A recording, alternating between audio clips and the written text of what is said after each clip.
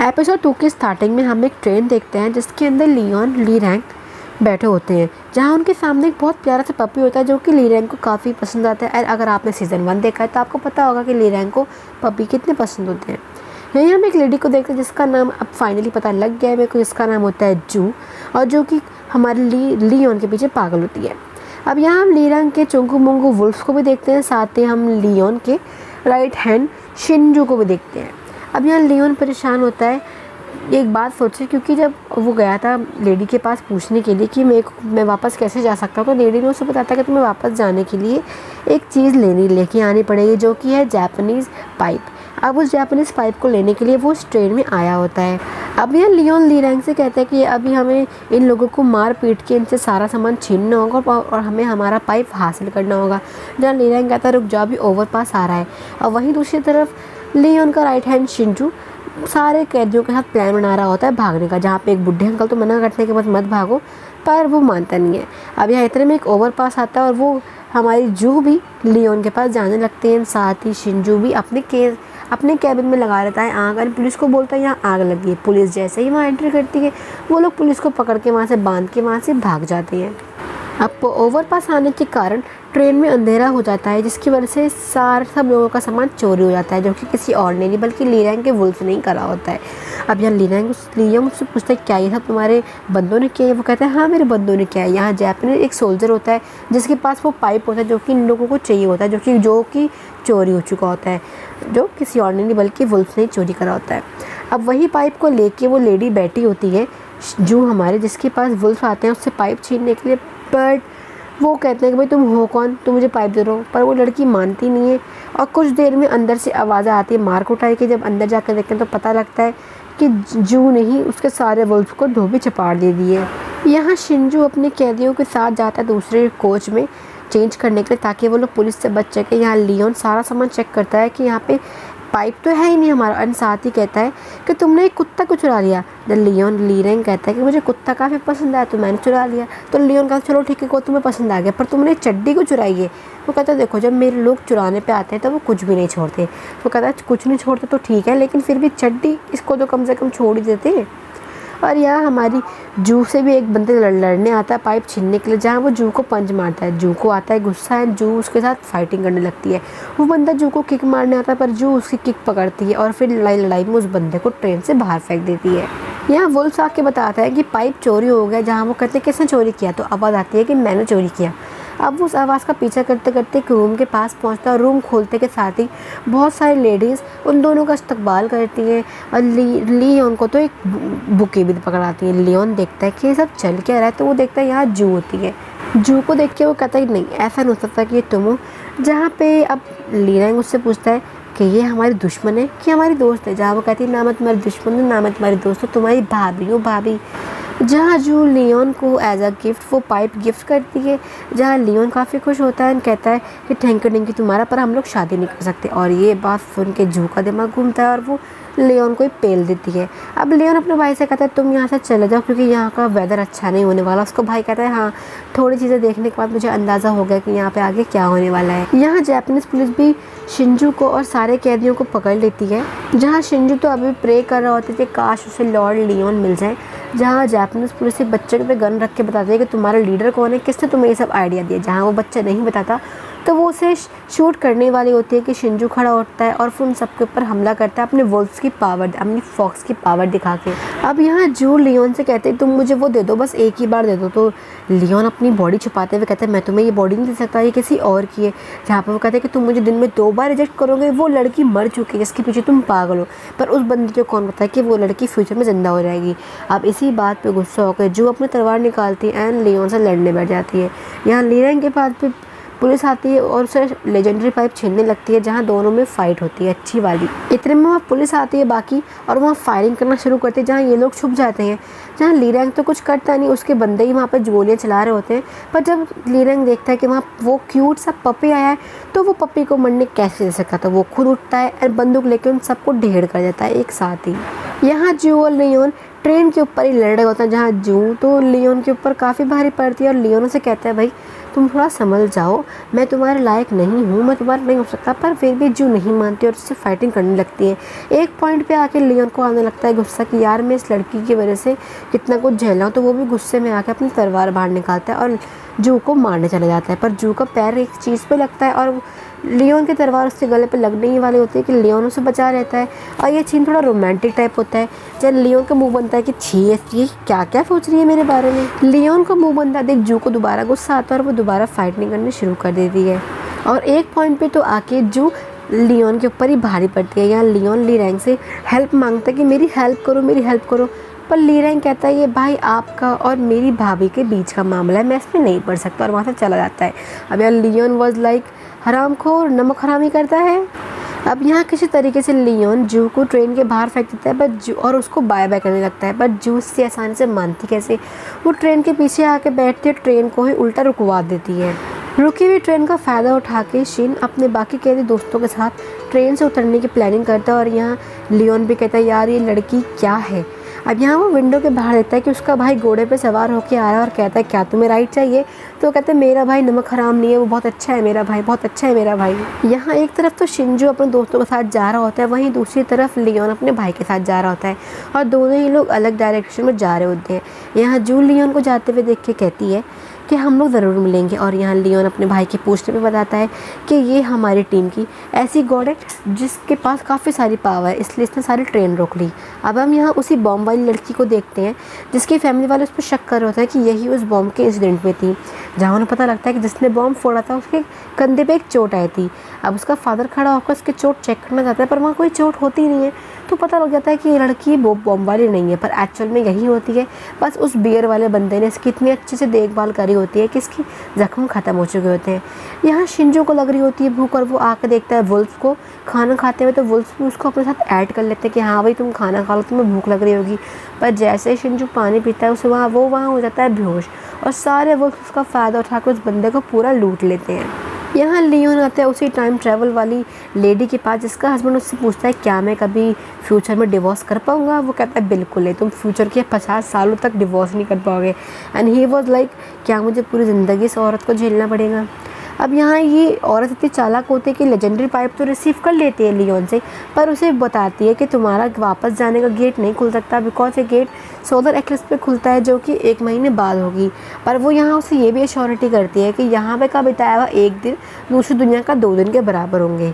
यहाँ वो लड़की आती है बॉम्ब वाली उस बंदे को बियर वापस करने, जहाँ वो बंदा उसे एक ताबूत के अंदर बिठाता नापने के लिए, जहाँ वो अपने पीछे खतोड़ा लेता है उस बंदी को मारने के लिए। और वो बताता है कि मेरा एक भाई था जो मुझे अपने कंधे पे बिठा के पट्टी पे बिठा के मुझे घुमाया करता था और मेरे लिए एक पेरेंट से कम ही था, पर मेरे भाई का खुद का बेस्ट फ्रेंड नहीं, उसे मार डाला। अब यहाँ वो लड़की भी बताती है कि हाँ मेरी बड़ी बहन ने भी मुझे बचाने के लिए अपनी जान दे दी। तो वो किसी तरीके से उससे कनेक्ट करता है अपने आप को और उसे नहीं मारता। अब यहाँ शिंजो की आँख खुलती है और उसे समझ आ चुका होता है कि वो रॉब हो चुका है, उसकी सारी चीज़ें चुरा ली गई है, यहाँ तक कि उसकी वेडिंग रिंग भी। अब यहाँ सारे वुल्फ जा रहे होते हैं जिनका लीडर शिंजो के नए शूज़ जो कि फ्यूचर में आरामदायक शूज़ होते हैं उन्हें पहन के भाग रहा होता है, उछल रहा होता है कि ये शूज़ तो काफ़ी अच्छे हैं। अब हम एक नूडल के शॉप को देखते हैं जहाँ पे दोनों भाई बैठ के नूडल खा रहे होते हैं और लियोन एक बात सोचता है कि उसने उस ओल्ड लेडी से पूछा था कि अगर मैं पास में चेंजेस करूँ तो क्या मेरा भाई फ्यूचर में ज़िंदा होगा। जहाँ वो कहते हैं यहाँ का करा हुआ कोई भी चेंज फ्यूचर पे असर नहीं करेगा, तो तुम्हारे पास अपने भाई के साथ बिताने के लिए बस 1 ही महीना है और तुम अपने भाई को कभी ज़िंदा नहीं कर पाओगे। अब यही चीज़ वो सोच रहा होता है कि लियोन के ऊपर अपना हथौड़ा टाइप रखता है और जो कहता है कि तुम कौन हो, तुम वो लियोन नहीं हो जिसे मैं जानता हूँ, तुम्हारे पास एक अजीब सी चीज़ कैसी है। मैंने दुनिया की सारी चीज़ें देखी है पर मैंने आज तक कभी ये मशीन नहीं देखी जो ये चीज़ तुम्हारे पास है। अब उस बेचारे को कौन बताया कि ये वो देख भी नहीं पाएगा क्योंकि ये फ्यूचर की मशीन है। अब यहाँ लियोन उसे अपनी वीडियो रिकॉर्ड करता है और उसे दिखाता है, अपनी फ़ोटोज़ के साथ खींचता है और काफ़ी सारे फीचर उसे काउंट करवाता है उस फ़ोन के और कहता है कि देखो पूरी दुनिया में ये एक ही पीस है, अगर तुम्हें ये पीस चाहिए तो तुम्हें मेरे साथ सही से रहना होगा और 1 महीने तक रहना होगा। अब बेचारा बोक्से करता, उसे तो वो चाहिए था, इस वजह से वो भी उसके साथ रहने के लिए हाँ कर देता है। अब यहाँ हम जापानीज़ पुलिस के हेड को देखते हैं जहाँ वो काफ़ी गुस्सा कर होता है पाइप चोरी होने की वजह से और पता लगता है कि वो भी एक तरीके का डीमन है और वो उन सभी लोगों को मार देता है जो भी उस पाइप की रखवाली कर रहे थे। यहाँ लियोन अपने भाई को एक अच्छी से शॉप में लेके आता है, उसका हेयर कट कराता है, उसे कपड़े पहनाता है, जहाँ ली रैंग पूछता है कि तुम मेरे साथ ऐसा क्यों कर रहे हो। जहाँ लियोन बताता है कि तुम क्या चाहते हो, पूरी दुनिया को पता लगे कि तुम चोर हो, चोरों के मसीहा हो। अब यहाँ ली रैंग क्या ही कहता है उससे। अब ली रैंग अपनी यहाँ पर टाई बांध रहा होता है, जिससे टाई बांधनी आती तो है नहीं, तो एक लड़की आकर उसकी हेल्प करती है और जिसे देख के वो काफ़ी नर्वस होता है और क्या पता हमें इन दोनों की लव स्टोरी देखने को मिल जाए। यहाँ हम शिंजू को देखते हैं जिसकी हालत एक भिखारी से कम की नहीं होती है और बच्चे से चिढ़ा रहे होते हैं भिखारी बोल बोल के। यहाँ वो एक नूडल की शॉप पे आता है और उसे बताता है कि मैं तुम्हारा करा हुआ सारा काम कर सकता हूँ और उसे भारी भारी सामान उठा कर दिखाता है कि मैं कोई भी सामान उठा सकता हूँ, जहाँ वो बुढ़ा भी उससे खुश हो जाता है और उसे काम के लिए रख लेता है। यहाँ दोनों भाई आते हैं एक होटल के अंदर क्वीन से मिलने के लिए, जो क्वीन कोई और नहीं बल्कि जू होती है। जू को देखते के साथ ही लियोन वहाँ से भागने की कोशिश करता है पर जू तो उसे जाने देती नहीं है। लियोन को रात में नींद नहीं आ रही होती है, इसलिए वो बाहर आके जिया के साथ अपनी फ़ोटो देखता है और जिया को मिस करता है कि मैं बहुत जल्दी वापस आ जाऊंगा। और यहीं दूसरी तरफ ली रैंग को भी नींद नहीं आ रही होती है। यहाँ शिंजो भी अपनी वाइफ को काफ़ी मिस कर रहा होता है। सुबह ब्रेकफास्ट करते वक्त उन्हें जू की मेट से पता लगता है कि जो जिस भी चीज़ में पैसा लगाती है या फिर जिस भी चीज़ को छूती है वो गोल्ड बन जाता है। जहाँ पे अब हमारा चोरों का मसीहा यानी कि ली रैंग बोलता है तो क्या मैं जू को किडनैप कर लूँ ताकि वो मेरा सामान छू के उसे गोल्ड का बना दे। तो लियोन कहता है क्या तुम पागल हो गए, चुपचाप से खाना खाओ। यहाँ जो बाहर आते हैं और उसी बच्चे को देखते हैं जिसने इन दोनों की हेल्प करी थी लियोन के टर्टल वाले डीमन को हराने के लिए, कि उसे बताती है कि तुम्हें अपनी लाइफ में इतना इनोसेंट और इतना भोला बन के नहीं रहना चाहिए, नहीं तो तुम्हारी दुनिया तुम्हारा मजाक बनाती रहेगी। यहाँ साथ ही वो लियोन को कहती है एक इवेंट में जाने के लिए जहाँ वो खुद जा नहीं पाती है क्योंकि उसे कुछ काम होता है। अब लियोन यहाँ आ तो जाता है पर उसे यहाँ कुछ समझ नहीं आ रहा होता बिकॉज ये एक ब्यूटी कॉन्टेस्ट होता है। यहाँ वो एक लड़की को देखता है जो कि रियल लाइफ में शिंजू की वाइफ होती है, जिससे वो शिंजू की वाइफ समझने लगता है पर वो लड़की तो समझती नहीं है और एक्चुअल में तो वो बॉम्ब वाली लड़की होती है। यहाँ हमें एक फ्लैशबैक दिखा जाता है कि जू ने लियोन को बताया होता है कि उस ब्यूटी पेजेंट में एक डीमन आने वाला जिसको उन्हें पकड़ना बहुत ज़रूरी है। यहाँ ब्यूटी पेजेंट स्टार्ट तो हो जाता है और सारे जज एक एक करके लड़कियों को मार्क्स देना शुरू करते हैं, पर यहाँ दूसरी तरफ लियोन तो बस अपनी मार्कशीट में ड्राइंग ही बना रहा होता है। अब यहाँ हम उस ताबूत वाले बंदे को देखते हैं, बियर वाले बंदे को, जो कि उसी रूम के बाहर खड़ा होता है। अब यहाँ एक लड़की ब्यूटी कॉन्टेस्ट जीत जाती है और बातें करते करते अचानक से वो एक डीमन बन जाती है जिसे देख के सब लोग काफ़ी डर जाते हैं। वो लड़की बाहर आते है ताबूत वाले लड़के के ऊपर हमला करने के लिए, पर वो उसे ताबूत के अंदर ही बंद कर देता है। लियोन यहाँ पे इन्वेस्टिगेशन करता है और उसे पता लगता है कि जितनी भी लड़कियाँ ब्यूटी कॉन्टेस्ट में आई थी उन सब का एक लिंक होता है ब्यूटी पार्लर से, वो एक ही ब्यूटी पार्लर से तैयार होकर आई थी। अब यहाँ वो अपने भाई ली रैंग को मना रहा होता है कि वो ब्यूटी पार्लर में एक लड़की बन के चला जाए, क्योंकि तभी वो वाइट मास्क को पकड़ सकता है, यानी कि उसी चोर को पकड़ सकता है जिसने इनका स्टोन चुराया था। अब यहाँ बिल्कुल ली रैंग का मन होता नहीं लड़की बनने का, पर वो कर क्या सकता है। जहाँ उसे एक बोर्ड दिखा देता है कि उन ब्यूटी पार्लर्स को एक हेल्पर की ज़रूरत होती है, वो वहाँ पे अप्लाई करते हैं, जहाँ की मालकिन साफ मना करते हैं कि हम यहाँ मेल जेंडर को रखते नहीं है काम करने के लिए। पर जैसे ही वो उन दोनों भाइयों को देखती है तो वो उनकी खूबसूरती और उनके चार्म से मदहोश हो जाती है और उन्हें काम पे रख लेती है। यहाँ पे सारी मेड एक एक करके उन दोनों को बताती है तुम्हारा काम क्या है। यहाँ ज़्यादातर कस्टमर अपने बाल धुलवाने के लिए आते हैं, जहाँ लियोन कहता है बाल धुलवाने के लिए ब्यूटी पार्लर आते हैं, क्या ये घर पे बाल नहीं धुल सकते। वहीं दूसरी तरफ हम उसी लड़की को देखते हैं जो कि बियर वाले बंदे के पास बैठी होती है, ताबूत वाले बंदे के पास, जिससे पता लगता है कि जो डीमन हमें ब्यूटी कॉन्टेस्ट में दिखाया गया था उसका नाम 3 वॉर्म होता है, जो कि किसी के भी डिज़ायर को बढ़ा सकता है, चाहे वो खाने की हो, सेक्सुअल डिज़ायर हो या किसी भी चीज़ को पाने का डिज़ायर हो। अब यहाँ वो बताता है कि ये डीमन तभी किसी के अंदर आता है जब आप किसी चीज़ को स्किन पे अप्लाई करो, कुछ खाओ या कुछ पी लो। और यहाँ हम शिंजू को देखते हैं जो कि काफ़ी सारी डिलीवरी कर रहा होता है और उसी ब्यूटी सैलून में आता है डिलीवरी करने के लिए जहाँ लियोन काम करता है, पर वहाँ की मालकिन उसे अंदर घुसने नहीं देती बिकॉज ये तो एक अमीरों का वो होता है सैलून, तो वो और गरीब दिखने वाले वो शिंजू को अपने यहाँ बिल्कुल भी अंदर लेना नहीं चाहती थी। यहाँ लियोन नोटिस करता है कि पूरे ब्यूटी पार्लर में जितने भी आईने हैं सारे टूटे हुए हैं। यहाँ उनके पास एक गेस्ट आती है जो कि एक बहुत ही स्पेशल VVIP गेस्ट होती है। जैसे ही लियोन उसके बाल काटता है तो उसके बाल में से काफ़ी वाइट सी चीज़ें गिरने लगती हैं। अब लियोन को लगता है कि यही 3 वॉर्म नाम का डीमन है। वो उसे पकड़ता है कि तुम डीमन हो, तुम यहाँ क्या कर रहे हो, फलाना ढिमकाना उससे पूछता है। पर जब वो लेडी उसे बताती है कि ये कुछ और नहीं है बल्कि मेरे सर की जूं है, तो वो काफ़ी शॉक हो जाता है। यहाँ पे लीना सबको टी सर्व कर रहा होता है जहाँ कुछ कस्टमर उसे टच कर रहे होते हैं, उसे ये चीज़ अच्छी नहीं लगती, वो उन्हें मना करता है। तो कस्टमर कहते हैं कि अगर तुम हमें अपसेट करोगे तो तुम इस पूरे शहर में कई काम करने के लायक नहीं बचोगे।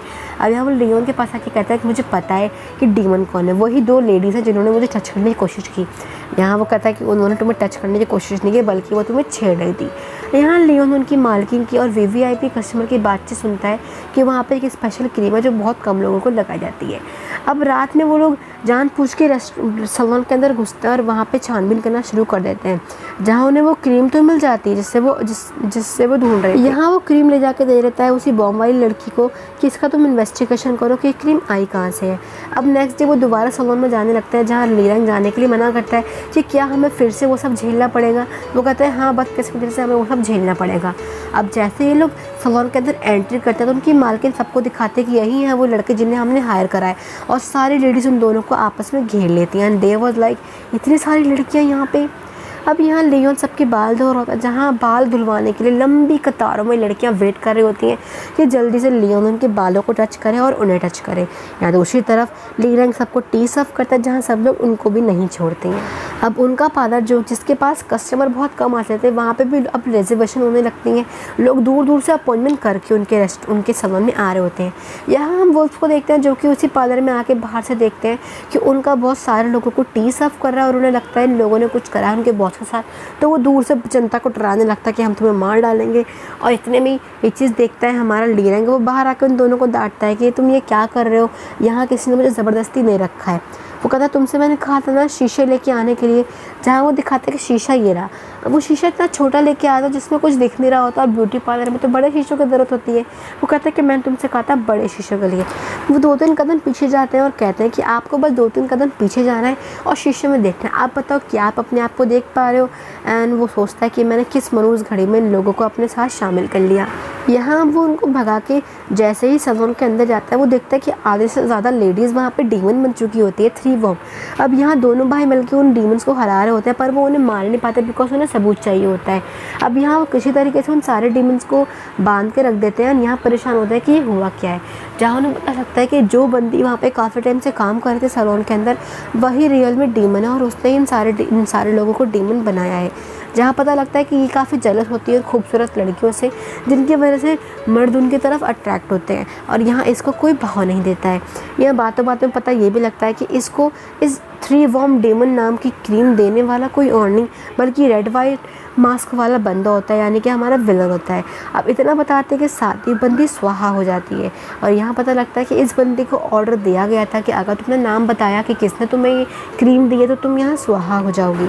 यहाँ हम ताबूत वाले बंदे को देखते हैं जो कि उसी डीमन को जिसने उससे पकड़ा था उसे दफनाने आया होता है, जहाँ पे जू भी आती है।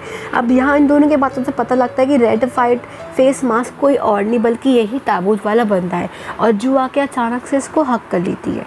अब ये इसने से हक क्यों करा है मुझे ये चीज़ नहीं पता, क्या पता हमें आगे बताई जाए। अब यहाँ हम इन सारे वुल्फ को देखते हैं जो कि सारे डीमंस को ठीक कर रहे होते हैं, और यहाँ दोनों भाई लियोन ली रैंग साथ में जा रहे होते हैं। लियोन एक गाना गा रहा था, वहीं सेम गाना गाते हुए शिनजू भी आ रहा होता है, जहाँ लियोन नोटिस करता है कि जो गाना मैं गा रहा हूँ तो फ्यूचर का गाना है, तो यहाँ पे कोई और बंदा कैसे गा सकता है गाना। यहाँ वो मुड़कर देखता है कि वहाँ शिनजू होता है, वो शिनजू को आवाज़ लगाता है। फाइनली दोनों एक दूसरे को देख के काफ़ी खुश होते हैं। शिनजू भागते हुए आके लियोन को गले लगा के कहता है कि तुमने मुझे कहाँ छोड़ दिया था, तुम्हें पता है मैं कितनी सारी डिलीवरी करके परेशान हो चुका हूँ, यहाँ तक कि लोगों ने मेरे से सामान भी चुरा लिया है। और यहाँ वो ली रैंग को देख के काफ़ी खुश होता है कि ली रैंग जिंदा है। वो ली रैंग को हक करने जाता है, पर ली रैंग तो आपको पता ही है वो उसे मार के भगा देता है। अब यहाँ ये तीनों साथ में ही जाने लगते हैं, और यहाँ शिनजू तो सब काफ़ी सारी बातें कर रहा होता है लियोन से, और यहाँ ली रैंग सोचता है कि मेरे भाई से कितना चेपू हो रहा है ये। और इसी के साथ ये वाला एपिसोड यहीं पे ख़त्म हो जाता है। अगर आपको इसका एपिसोड 3 देखना तो आप मुझे कमेंट करके बता सकते हैं, मैं जल्द से जल्द उसे लाने की कोशिश करूँगी।